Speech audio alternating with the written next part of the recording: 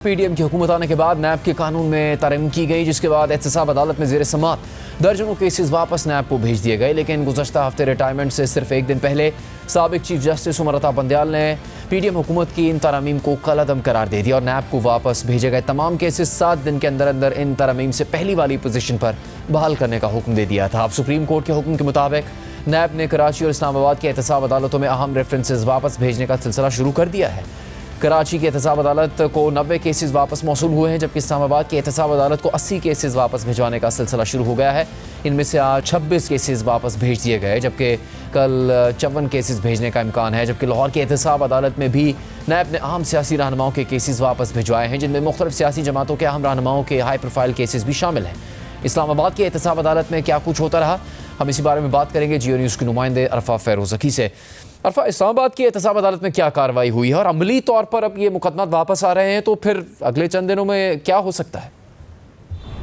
देखिए, supreme court की रोशनी में आज नैब की जो टीम थी और जो उनके तफ्तीशी अफसरान थे वो आज एहतसाब अदालत पहुंचे। और एक कानूनी तरीक़ेकार होता है इसका, ऐसा नहीं कि नैब की टीम डायरेक्टली जो केसेस हैं वो जाकर एहतसाब अदालत के जज के सामने जो है वो उनके समाअत के लिए जो है मुकर्रर कर दिया जाएगा। उनका एक तरीक़ेकार होता है। रजिस्ट्रार एहतसाब अदालत की जो है वो कमरे में आज नैब की टीम पहुँची और उन्होंने डिस्कशन की, कानूनी पहलुओं पर जो है उस पर बात की। 80 केसेस जो हैं वो नैब के इसमें रेफरेंस आए हैं और उनमें जो कुछ नॉन केसेस, जो मशहूर केसेस, उनमें अगर आप बात कर लें तो साबिक वज़ीर आज़म यूसुफ रज़ा गिलानी के ख़िलाफ़ जो है वो 2 केसेस हैं। तोशा खाना केस है उसमें और यूनिवर्सल सर्विसेज का केस है। फिर साथ में जो साबिक वज़ीर आज़म शौकत अज़ीज़ हैं उन पर 2018 में रेफरेंस बना था। साबिक वज़ीर आज़म जो राजा परवेज़ अशरफ हैं उनके ख़िलाफ़ 5 रेफरेंस हैं और उनमें से एक जो रेंटल पावर का भी रेफरेंस है जिस पर फ़र्द जुर्म आयद हो चुकी है। और साबिक सदर आसिफ अली ज़रदारी ख़िलाफ़ जो है वो 2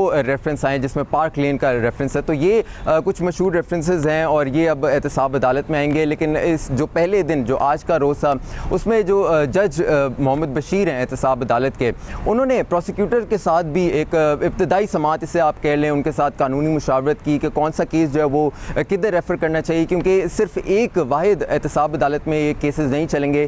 3 एहतसाब अदालतें जो है वो बनाई जाएंगी और मुतलका जो केसेस हैं वो उन अदालतों में भेजे जाएंगे। अभी वज़ारत कानून से जो 2 जजेस हैं एहतसाब अदालत 2 और 3, उनके लिए भी जजेस को जो है वो तैनात किया जाएगा, उसका नोटिफिकेशन जो है वो जारी किया जाएगा और उसके बाद ये केसेस की जो है वो समाअत बाकायदा तौर पे शुरू होगी। आज जो कुछ केसेस जो सबमिट हो गए थे, जिन पर तारीखें दे दी गई हैं, जो उन पे जो एक जो उनका रिकॉर्ड है नैब ने, जो तफ्तीशी अफसरान हैं जो उन्होंने जमा करा दी, उनमें से फरजाना राजा जो पीपल्स पार्टी की रहनुमा हैं, उनके खिलाफ जो बेनज़ीर इनकम सपोर्ट प्रोग्राम का केस था वो जमा हो चुके हैं। जबकि राजा परवेज़ अशरफ के खिलाफ रेंटल पावर का केस वो जो है वो जमा हो चुका है। इसके साथ साथ यूसुफ रज़ा गिलानी के खिलाफ यूनिवर्सल सर्विसेज का फंड्स का जो केस था वो भी जमा हो चुका है। तो अब देखना होगा कि इसमें कल जो है वो आज 26 रेफरेंसेस जो है उनका रिकॉर्ड एहतसाब अदालत में दायर कर दिया गया था। अब 54 रेफरेंसेस जो है वो रह गए हैं। कल जज मोहम्मद बशीर उनके साथ मजीद जो है वो कानूनी पहलुओं पर प्रोसिक्यूटर्स जो है वो बात करेंगे और रिकॉर्ड जो है वो एहतसाब अदालत आता रहेगा। उसके बाद फिर बाकायदा तौर पर जो है इन 3 एहतसाब अदालतें हैं उनमें जो मुतल्लिका अदालतों में इन रेफरेंसेस को जो है वो समाअत के लिए मुकर्रर किया जाएगा। उसके बाद जो है बाकायदा समाअतें जो शुरू हों।